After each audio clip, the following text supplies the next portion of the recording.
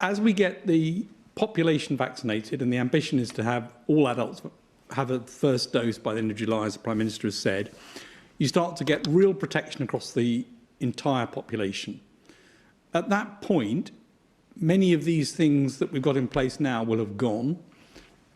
It's possible that coming into next winter, in particular, certain things may be necessary. And Tony Fauci yesterday said in the US that he thought that things like masks may be needed next winter. And I think we're in the same position, that it may be necessary next winter to have things like mask wearing in certain situations.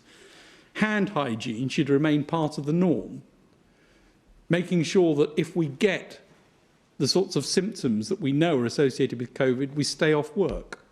Having an effective test, trace and isolate system still in place will be an important part of the baseline measures that we're talking about, and taking individual responsibility for thinking about where there's an environment in which there could be a risk, particularly during the winter months, are the sorts of things that I think we should expect for next winter.